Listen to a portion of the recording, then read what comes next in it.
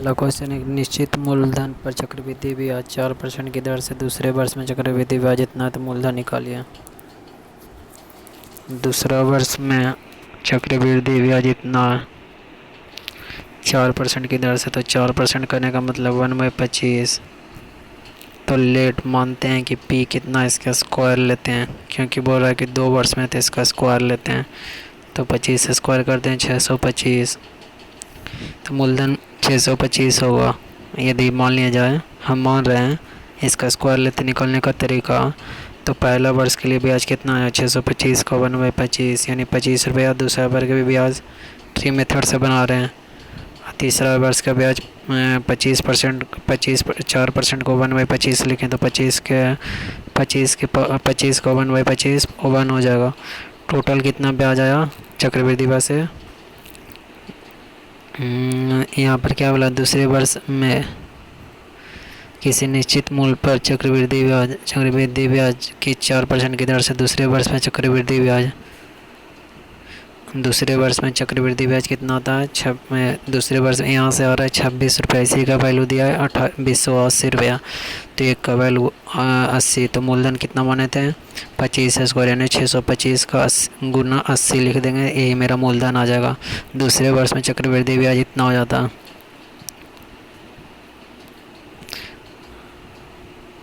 या तो मतलब ऐसे भी मानेगा 4% प्लस 4%, 4 × 4/100, तो 4 4 8, 8.32%। 8.32% का वैल्यू कितना दिया है 1080 रुपया।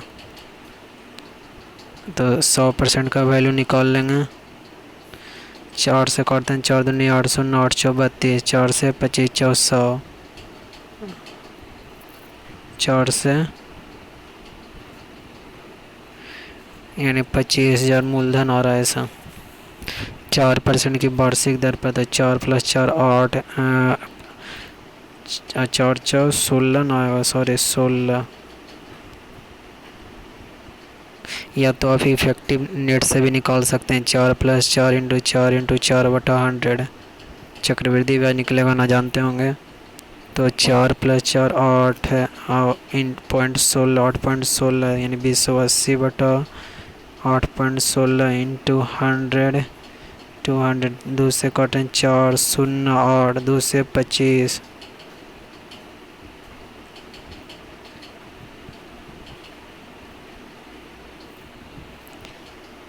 आठ दूनी 16, 4 दूनी 8, फिर 2 से काटे तो 204, 2 से 25 काटें,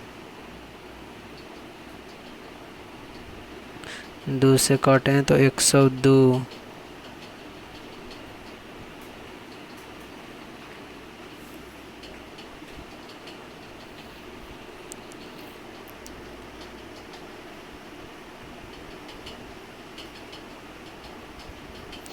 इसको या तो ट्री मेथड से भी बना सकते हैं, नहीं यहाँ पर ऐसे ही बनाइए।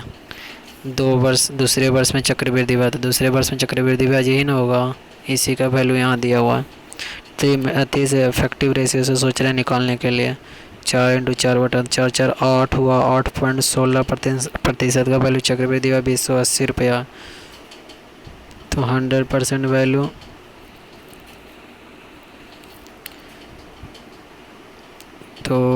तो कितना करें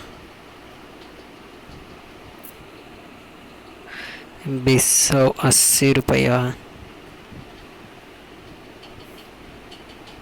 अच्छा 8 से काटते हैं तो 8 दूनी 16, 8 48, 8 से 108,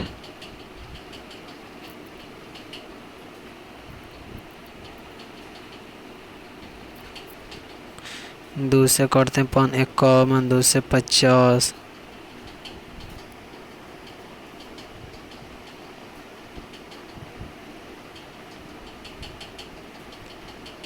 ऐसे नहीं बना, इसी से बनाइएगा बस। 4% की दर से हम सोचे ना कि इसको अथी से बनाते हैं इफेक्टिव नेट से, तो उससे नहीं बन रहा।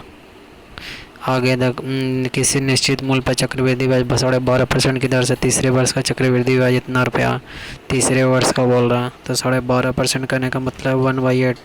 तो मूलधन को मान लीजिए 8 का क्यू, जितना बोलेगा 3 वर्ष में, तो 512 हो गया 8 का क्यू। तो पहले वर्ष का कितना लगेगा ब्याज? पहले वर्ष का ब्याज कितना आएगा? 512 को 1/8 यानी 64 रुपया। साधारण ब्याज तो सभी साल समान रहता है ट्री मेथड से। फिर दूसरे साल ब्याज पर ब्याज लगेगा तो 8 रुपया। फिर अगला बार दोनों का ब्याज का लगेगा तो 64 128 का 1/8 यानी 16 रुपया। तीसरे साल फिर इस ब्याज पर ब्याज लगेगा। जानते ना कि चक्रवृद्धि ब्याज क्या होता है? ब्याज पर ब्याज। तो इसका ब्याज यहाँ लगेगा। फिर अगला साल ये दोनों का लगेगा, ये दोनों को लगेगा अगला साल। फिर इसका तो यही बोल रहा है कि 3 वर्ष का चक्रवृद्धि ब्याज दिया, यानी 3 वर्ष का चक्रवृद्धि ब्याज दिया हुआ, यानी 64 16 64 और 17 81 का वैल्यू इतना दिया तो मूलधन निकल जाएगा 15 गुना। ये है तो 15 गुना निकाल दिए।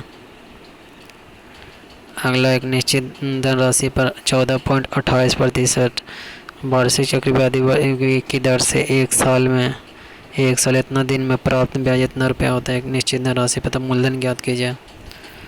तो एक साल 146 दिन करने का मतलब है 73 दूनी 73 25 यानी 2/5 ईयर। और एक साल पूरा लग रहा है और दूसरा साल कितना हो रहा है? 2/5 ईयर के लिए लग रहा है। और 14.28% 14.28% करने का मतलब है 1/7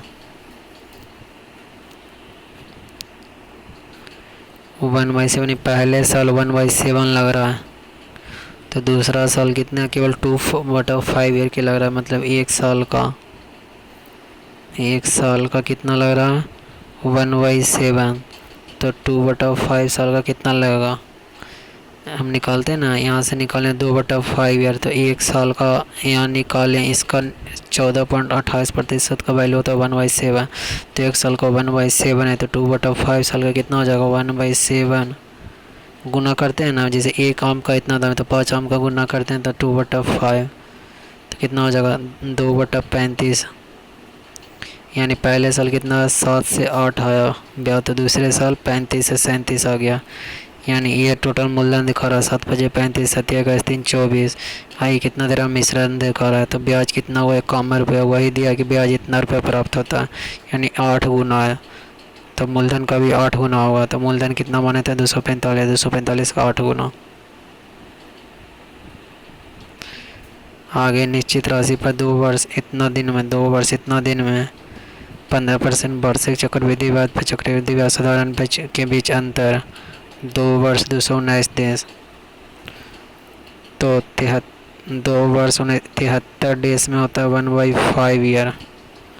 तो 73 डेज में 1/5 ईयर याद रखिएगा। 73 डेज में 1/5 ईयर। तो 219 डेज में 3/5 ईयर हो जाएगा। तो 15% की चक्रवृद्धि ब्याज पर चक्रवृद्धि ब्याज साधारण बीच के अंतर 2 वर्ष इतना महीना में।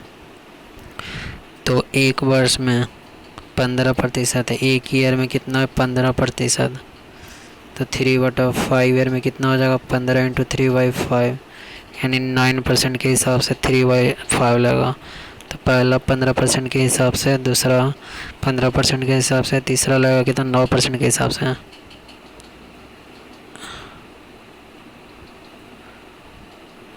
तो हम यहाँ पर देखिए ऐसे करते हैं। 15% करने का मतलब है 5 या 15 20 50 100 3/20 यानी मूलधन हम मान लेते हैं कितना? पीक 8000। इसका क्यू मान लेते हैं 15% का।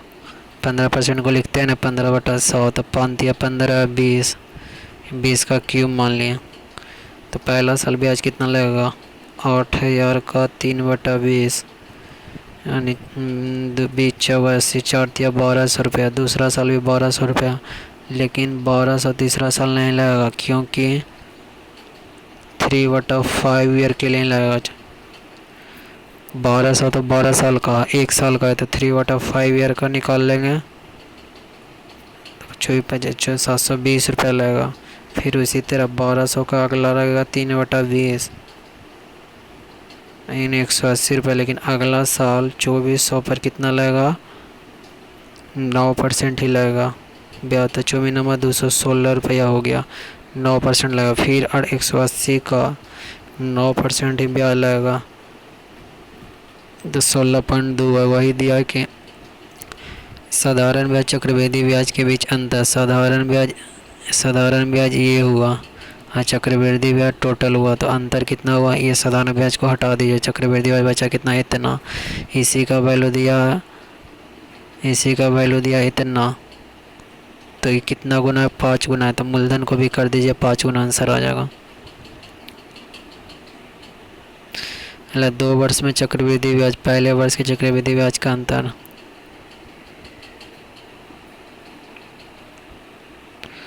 आगे 2 वर्ष में चक्रवृद्धि ब्याज और पहले वर्ष में चक्रवृद्धि ब्याज का अंतर। 2 वर्ष में चक्रवृद्धि ब्याज और पहले वर्ष का चक्रवृद्धि 2 वर्ष में चक्रवृद्धि ब्याज और पहले वर्ष में चक्रवृद्धि ब्याज का अंतर 36 रुपये। पहले और दूसरे वर्ष के लिए ब्याज की दर क्रमशः 14.28% और 1 पहले और दूसरे 14.28% करने का मतलब 1/7 है। 11.11% करने का मतलब 1/9, यानी रेट कितना हुआ? 1/7, वो 1/9 हुआ। तो मानते हैं मूलधन, दोनों का मल्टीपल मानते हैं। 963 रुपया, 63 रुपया मूलधन हुआ। तो पहले बार कितना लगेगा? 1/7 के रेट से लगेगा, तो 9 रुपये होगा।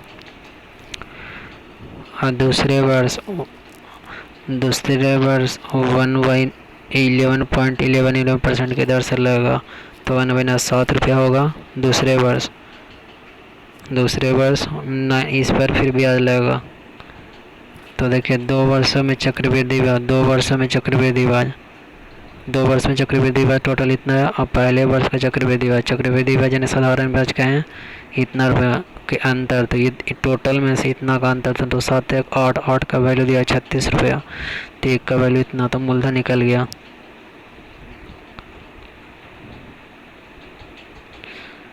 आगे एक धनराशि पर तीसरे वर्ष का चक्रवृद्धि ब्याज।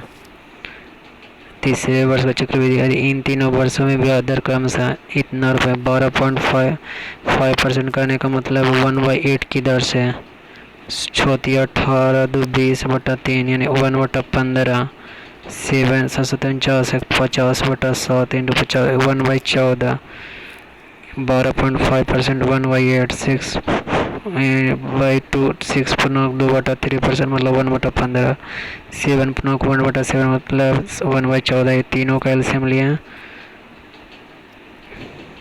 नहीं, पहले ऐसे निकालिए। तो बोला तीनों वर्षों में ब्याज इतना परसेंट की लग रहा है। एक निश्चित राशि तीसरे वर्ष में इतना रुपये हो जाती है। तो मूलधन क्या था?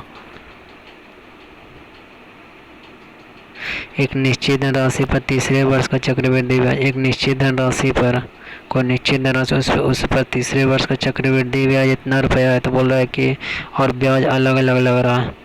तो पहला 2 इन 2 ईयर में देखिए, पहला में 8 से 9 हो गया ब्याज, और दूसरा में क्या होगा? 15 से 16 हो जाएगा। तो काटें तो 8 से 9 हो गया, फिर 15 से 16 हो गया, और दिन 16 3 5 15 3 3 यानी 5 से 6 हो गया, यानी मूलधन 5 रुपया था। तो अमाउंट आफ्टर 2 ईयर यानी 5 रुपया मूलधन था पहले, तो 6 रुपया हो गया।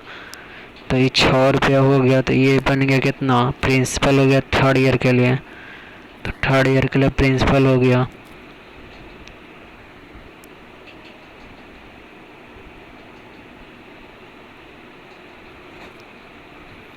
थर्ड ईयर के लिए प्रिंसिपल हुआ ना जी।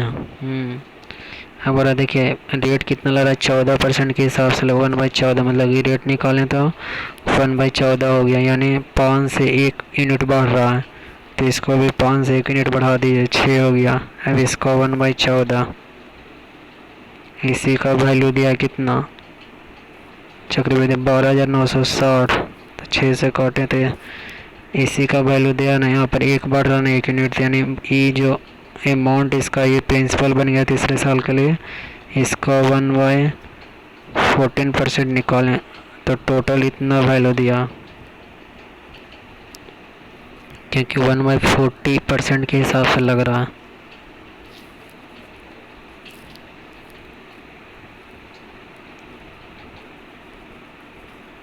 1/40 हो जाएगा ना, क्योंकि पहले 14 लिखते तो 15 तो लिखते हैं, ऐसे लिखते हैं 14 से 15 हो गया ने 14 दिखा रहा है 5 को,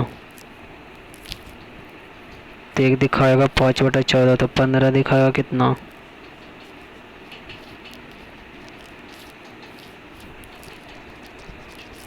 ऐसे मानिए ना।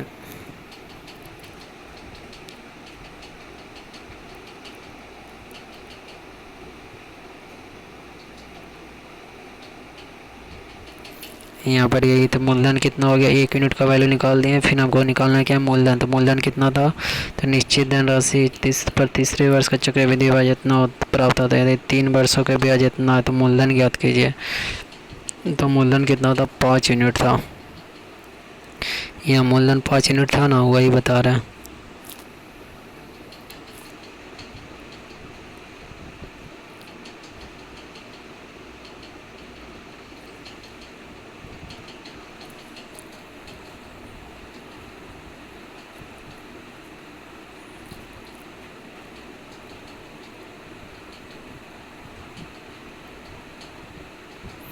CI थर्ड ईयर के लिए मूलधन 6 रुपया था और उसका 1/14% लगा है, तो इसी का वैल्यू दिया इतना।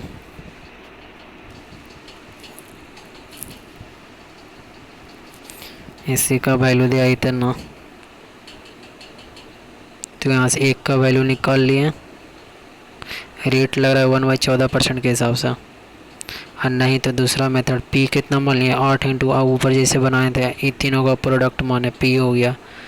तो पहले वर्ष कितना लगेगा, पहले वर्ष लगेगा 1/8 के हिसाब से, दूसरे वर्ष 1/15 के हिसाब से, तो 15 तो कट जाएगा तो बचेगा इतना ना। तीसरे वर्ष 1/14 के हिसाब से, तो कट गया तो बचा इतना। अब देखिए दूसरा वर्ष कितना के हिसाब से लगेगा, दूसरा वर्ष लगेगा 1/15 के हिसाब से।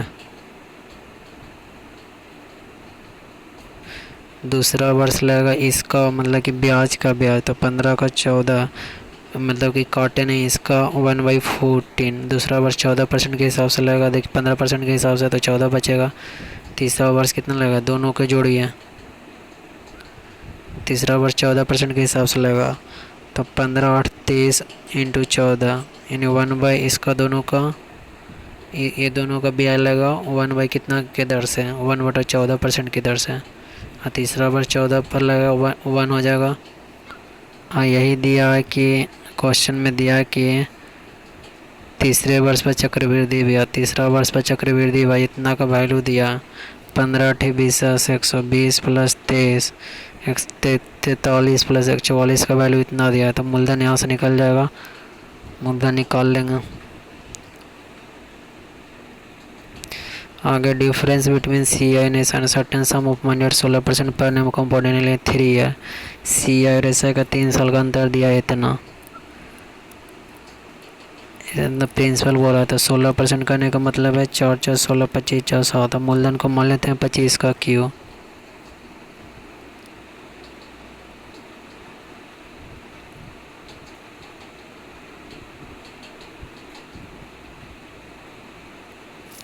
तो 25 का Q मूलधन माने तो पहला साल ब्याज कितना लगा 4/5 यानी 4/25 यानी 25 स्क्वायर इंटू 4। साधारण ब्याज मूलधन दोनों समान रहेगा, दूसरा वर्ष भी इतना तीसरा वर्ष इतना, लेकिन पहला दूसरा वर्ष कितना है ब्याज पर ब्याज लगा, 3 साल का तो साधारण ब्याज होगा, फिर ब्याज पर ब्याज 25 स्क्वायर इंटू 4 का कितना होगा 4/25 यानी कितना होगा 25 इंटू 4 4 16, 25 इंटू 16 25 6 का 150 और 25 400 रुपया, फिर इसका दोगुना 800, फिर इस पर लगा कितना ब्याज लगा 400 का 4/25 यानी 25 से कम 25 25 25 6 16 64 रुपया। अब हो रहा है वही कि difference between CI and SI for 3 year, ये टोटल हुआ कंपाउंड इंटरेस्ट और ये हुआ SI, ये दोनों का अंतर कर देंगे तो कितना आएगा यानी 8 4 1264 का वैल्यू दिया है, तो P यहाँ से निकाल लेंगे, 3 गुना है तो P को भी 3 गुना कर देंगे। नहीं तो दूसरा तरीका देखिए, CI और SI दिया है, रेट दिया हुआ, प्रिंसिपल को माने 25 का Q, तो जानते हैं कि सी और एस आई 3 साल का अंतर को क्या लिखते हैं, 3:3:1।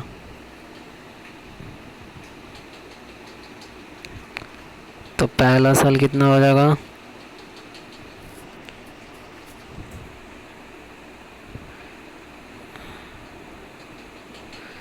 पहला साल जानते हैं कि 4 × 25² है और टोटल कितना मूलधन माने थे, 25 का क्यू, इसका 4 ब्याज लगाएगा 4/25 के हिसाब से, तो कितना हो जाएगा 25²। 25² इंटू 4 लगा, दूसरा साल कितना होगा 25² इंटू 4, ब्याज पर रेट दर लगाएगा तो 1/25 यानी 25 4/25 तो 16, तो 400 हो जाएगा। फिर इस पर दर लगाएगा 4/25 यानी 16×4 = 64। फिर इसको मल्टीप्लाई कीजिए, वही दिया है कि 2 साल का 3 साल का, ये 3 साल का कितना हुआ चक्रवृद्धि ब्याज, 3 साल का चक्रवृद्धि व साधारण ब्याज के बीच अंतर, 3 साल का चक्रवृद्धि हुआ तो ये तो हो गया हमारा साधारण ब्याज। अब अंतर कितना हुआ, यही अंतर हुआ 4×3=1200 + 100 6400, तो 1264 का वैल्यू इतना दिया, तो 3 गुना, तो 3 गुना मूलधन का कीजिए। ये वाला याद रखिएगा। ये जानते हैं क्या लिखा था, ये पहला साल का ब्याज लिखा था, जैसे टोटल इतना प्रिंसिपल था इसका ब्याज पहला साल का, तो इसी को लिखे। फिर दूसरा साल का ब्याज लिखाएगा, तीसरा साल का लिखाएगा।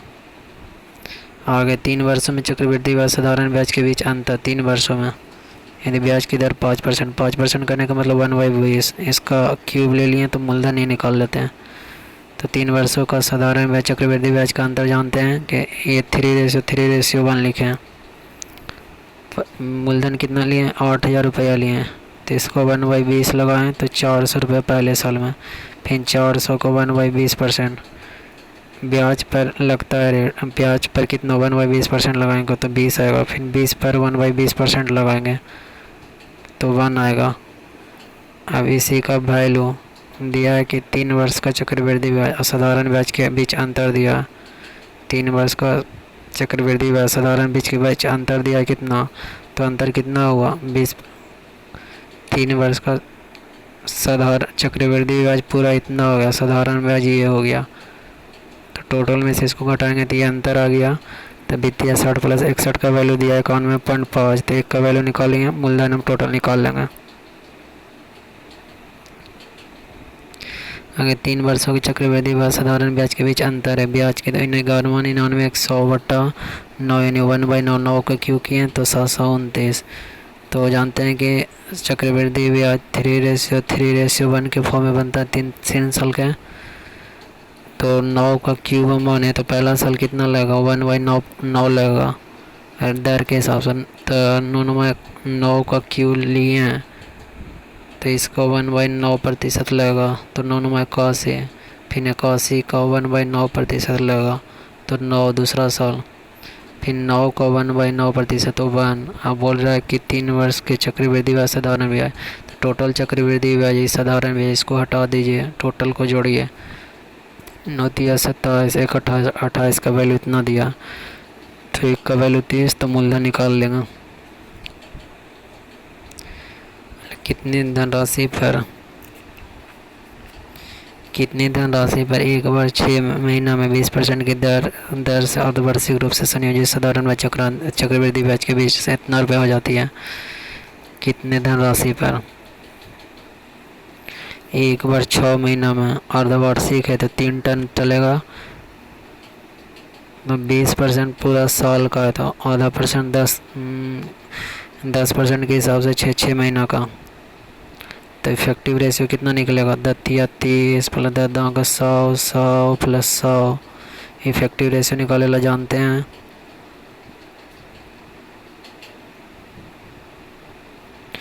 तो कितना हो जाएगा यहाँ से 300 यानी 33.1 आ जाएगा। इसका इफेक्टिव रेशियो निकाले, हम पढ़ा चुके हैं पिछला क्लास में। तो देखिए यहाँ से साधारण व चक्रवृद्धि ब्याज के बीच अंतर दिया है, 1 वर्ष 6 महीने में 20% की दर से अर्धवार्षिक रूप से संयोजित साधारण ब्याज चक्रवृद्धि ब्याज के बीच अंतर, तो ब्याज के बीच अंतर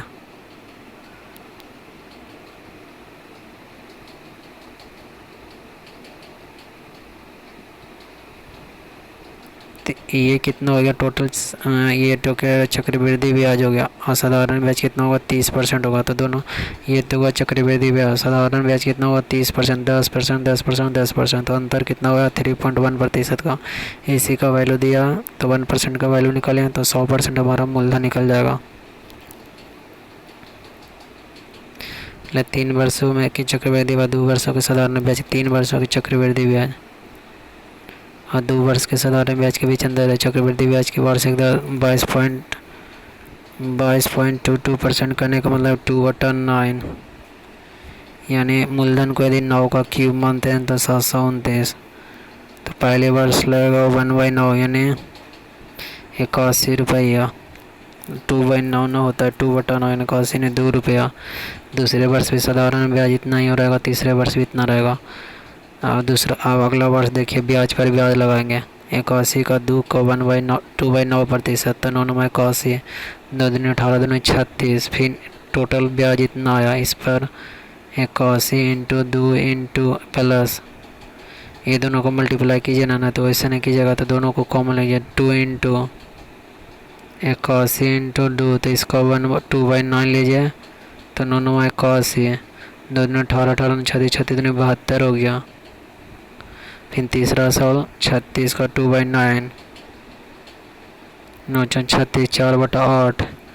अब हो रहा 2 वर्ष का 3 वर्ष का चक्रवृद्धि ब्याज, तो 3 वर्ष का चक्रवृद्धि ब्याज टोटल इतना होगा, और 2 वर्ष का साधारण ब्याज, इसको हटाइए। ये दोनों के बीच, ये 2 वर्ष का साधारण ब्याज, ये दोनों के बीच अंतर है कितना 139 का, तो कितना आधा गुना, तो मूलधन का भी आधा गुना।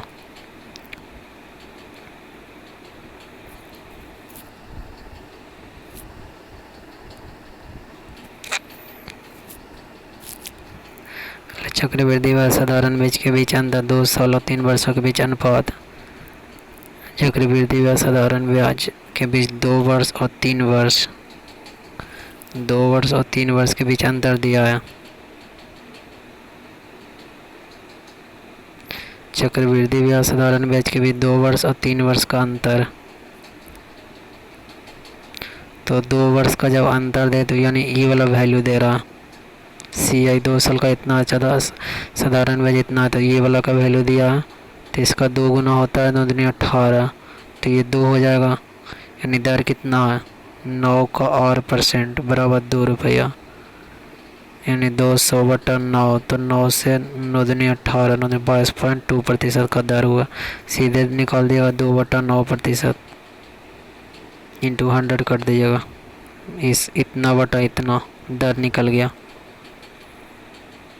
हालांकि इससे निश्चित चक्रवृद्धि ब्याज की दर से चक्रवृद्धि ब्याज साधारण ब्याज के बीच 2 वर्ष और 3 वर्ष का अंतर, 2 वर्ष का बीच अंतर इतना है, 2 वर्ष का 132 हो जाएगा, अगला 264 हो जाएगा, तो लास्ट में कितना बचेगा 1, क्योंकि इसका दुगुना होता है। तो समान मूल्य पर समान वर्ष 5 वर्षों का साधारण ब्याज, तो दर कितना हो गया 11/132, 11/132 यानी 1/12, तो समान दर पर 5 वर्षों का।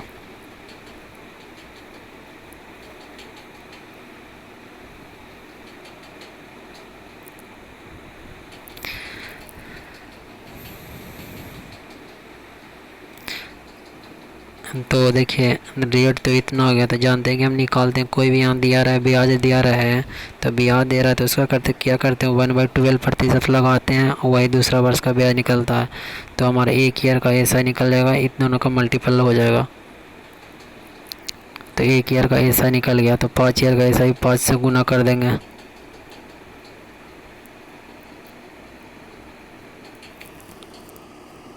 पाँच ईयर का ऐसा ही इतना निकल गया।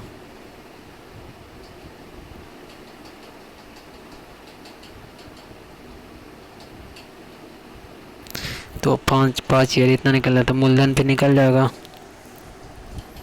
तो हमारा पूछा कितना 5 ईयर का ऐसा ही पूछ रहा है, तो मूलधन भी निकाल लेंगे, इसका 1/2 इसका 12 गुना कर देंगे, क्योंकि यहाँ जब ब्याज दे ले रहा था तो हम उसको क्या निकालते हैं रेट की दर से, रेट पर से निकालते हैं ना। मान लीजिए 70 रुपया दिया रहेगा, 700 रुपया, और 1/7 करते थे, तो वही यहाँ पर किए हैं।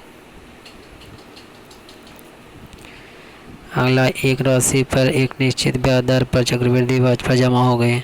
यदि चक्रवृद्धि ब्याज के ब्याज साधारण ब्याज की गणना जाए तो पहले 2 वर्षों के ब्याज के लिए 70 रुपये और पहले 3 वर्षों के लिए इतना रुपये कम हो जाएगा। राशि ज्ञात कीजिए। एक राशि एक निश्चित ब्याज दर पर चक्रवृद्धि ब्याज पर जमा हो रही है। चक्रवृद्धि ब्याज के बजाय साधारण ब्याज की गणना की जाए तो पहले 2 वर्षों के लिए ब्याज में 70 रुपये है और पहले 3 वर्षों के लिए ब्याज में इतना रुपये कम हो जाएगा। यदि SI थी साधारण ब्याज पर करते हैं तो राशि ज्ञात कीजिए।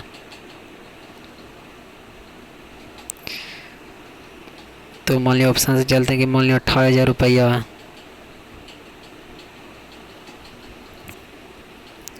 तो देखिए पहले 70 रुपये यहाँ पर क्या करा, दोनों का अंतर दे रहा 2 वर्ष का, तो इसका दुगना 240 प्रति 3.5%।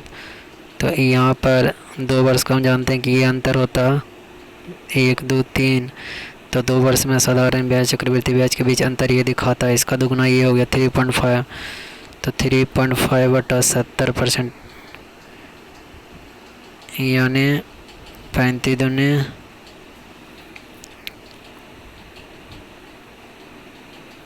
तो देखिए 3.5 का 20 गुना करें तो 20 इतना है। तो इसका भी 20 गुना कीजिए, फिर इसका भी 20 गुना कीजिए, तो यहाँ मूलधन निकल जाएगा।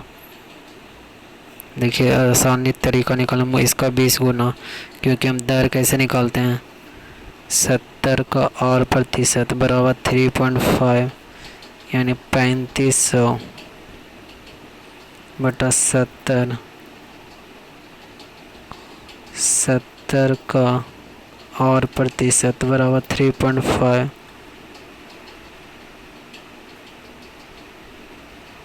5% यानी 70 का 5%, 7×5 = 35, 70 का 5%। तो हम इसी का दुगुना, इसका 20 से मल्टीप्लाई किए तो हमारा 70 आएगा। तो इससे भी 20 से मल्टीप्लाई कर देंगे। आगे एक निश्चित राशि पर दूसरे वर्ष में प्राप्त साधारण ब्याज चक्रवृद्धि ब्याज के बीच अंतर। दूसरे वर्ष में प्राप्त साधारण ब्याज चक्रवृद्धि ब्याज के बीच अंतर, जबकि तीसरे वर्ष के लिए अंतर इतना रुपये हो जाती है। तो दूसरे वर्ष के लिए साधारण ब्याज के बीच अंतर यानी 36 रुपये। तो इसका दुगुना 7200 हो जाएगा। तो टोटल इतना रुपये हो गया। तो दर कितना हो जाएगा,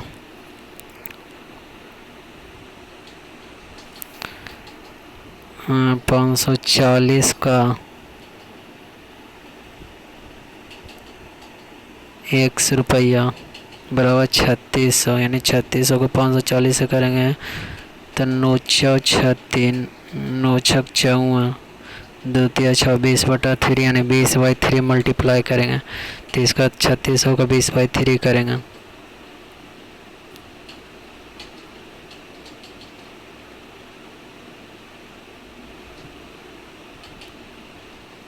तो इसका 20/3 करेंगे तो मूलधन हमारा निकल जाएगा। ये SI निकला 1 साल का, तो मूलधन निकालेंगे जैसे ऊपर किए तो ठीक उसी तरह यहाँ भी हो जाएगा।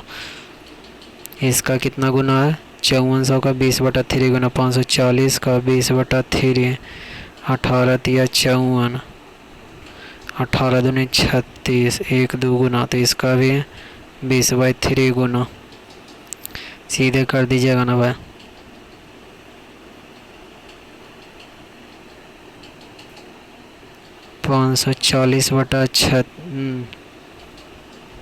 ऐसे कीजिए 360/540, 3600/540। तो कितना होगा, 18 को 36, 18 × 54 यानी 3600/540 कर देंगे। आगे भी वही है, 2 साल के किसी राशि पर चक्रवृद्धि ब्याज इतना रुपया और उसी अवधि पर समान राशि पर साधारण ब्याज 800 यानी 32 रुपया होगा। ब्याज समझिए इतना। चक्रवृद्धि ब्याज साधारण ब्याज के बीच 3 साल के बीच अंतर निकालिए तो तीसरा साल भी साधारण ब्याज समान रहेगा। तो देखिए 400 का कितना परसेंट, 400 का X% बराबर कितना होगा, 32 यानी और बराबर एक्स बराबर कितना हो गया 8%। तो 32 का 8% करेंगे तो 8 दूनी 16, 8 ते 6 2.56% आ जाएगा।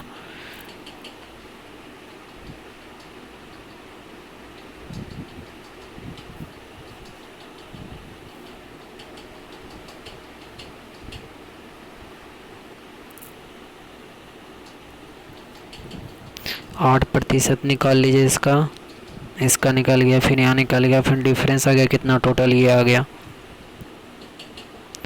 आगे तीसरे वर्ष और दूसरे वर्ष के चक्रवृद्धि ब्याज का बीच अंतर, तीसरे वर्ष और दूसरे वर्ष के बीच चक्रवृद्धि ब्याज का अंतर, यदि ब्याज 5% हो तो 5% 1/20 मूलधन इसका क्यूब ले लिया। तो दूसरे वर्ष और तीसरे वर्ष के बीच चक्रवृद्धि ब्याज, तीसरे वर्ष और दूसरे वर्ष का चक्रवृद्धि ब्याज का अंतर,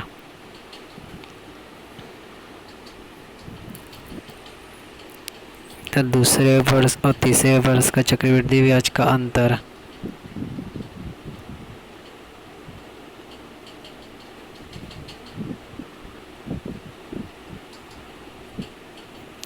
127 नंबर देख लेंगे इसको फिर से। तीसरे वर्ष और दूसरे वर्ष, तीसरा वर्ष और दूसरा वर्ष का चक्रवृद्धि ब्याज का अंतर 26.25 रुपये। यदि ब्याज की दर 5% वार्षिक है तो मूलधन ज्ञात कीजिए। ब्याज की दर कितना है 5%।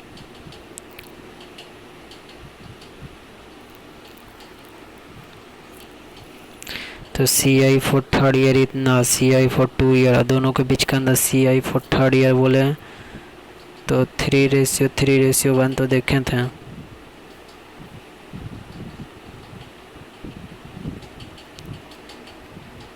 वो नहीं 3:1 जानते हैं कब है, जब 3 वर्ष का साधारण ब्याज और 3 वर्ष का चक्रवृद्धि ब्याज के बीच अंतर निकलना तब वहाँ लगाते थे। और यहाँ क्या है कि 3 वर्ष का चक्रवृद्धि ब्याज, 3 वर्ष का चक्रवृद्धि ब्याज कितना होता है 1 CI फॉर थर्ड ईयर बराबर 1:2:1 और CI फॉर 2 ईयर के लिए होता है 1:1 और दोनों के बीच अंतर करते हैं तो 0:1:1।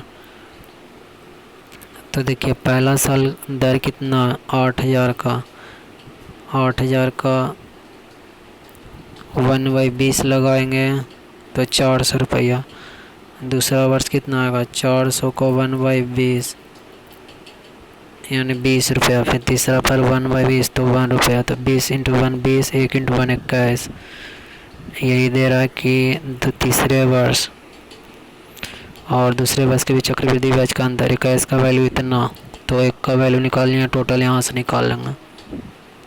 ये याद रखिएगा CI फॉर थर्ड ईयर 1:2:1 और CI for 2 year. The compound interest calculated yearly on a certain sum of money for the second year is इतना, and for the third year, second year के लिए इतना अमाउंट हो गया, third year के लिए इतना हो गया। तो कितना के दर से बढ़ा यानी 2592/2304। 2 से काटे 12 दूनी 24, 9 दूनी 18, 6 दूनी 12, 6 दूनी 12, 9 दूनी 18 के 2 से 1 से 2, 2 से 1 से 2, 5 1152,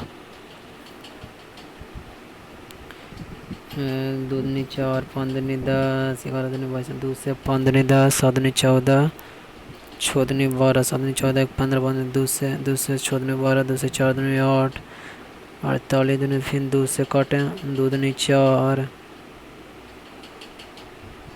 8 दूनी 16, 8 दूनी 16, 18 दूनी 56, 2 से 2 3 6 दूनी 4, फिर 4 से काटें 4 से 28, 4 से 4 दूनी 8, 4 से काटें तो 4 8 32, 4 से 1 से कहा यानी 9/8 के अनुपात में वृद्धि हो रहा है। मतलब इतना बटा इतना किया ना 2592/2304, तो 9/8 टाइम्स वृद्धि हो गई ना। इसका स्केलिंग फैक्टर 9/8 है तो इसका भी 9/8 हो जाएगा।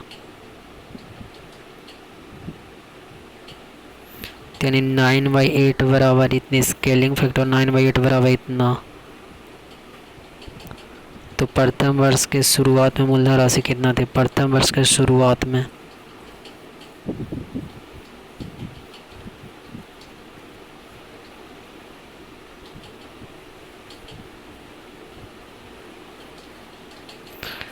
दूसरे वर्ष के लिए किसी निश्चित धनराशि पर वार्षिक चक्रवृद्धि ब्याज किसी दर चक्रवृद्धि ब्याज इतना रुपया। तीसरे वर्ष के लिए इतना रुपया। प्रथम वर्ष की शुरुआत में मूल की धनराशि कितना थी?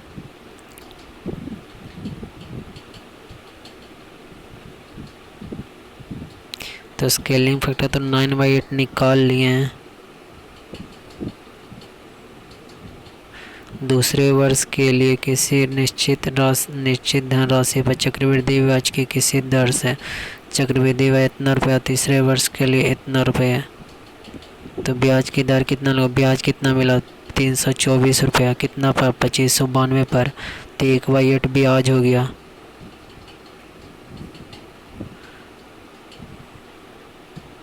अब ब्याज को 1/8 निकालें तो हमारा मूलधन निकल जाएगा। वो इससे कैलकुलेट नहीं कर सकते, इससे भी तो कैलकुलेट कर ही सकते। तो 1/8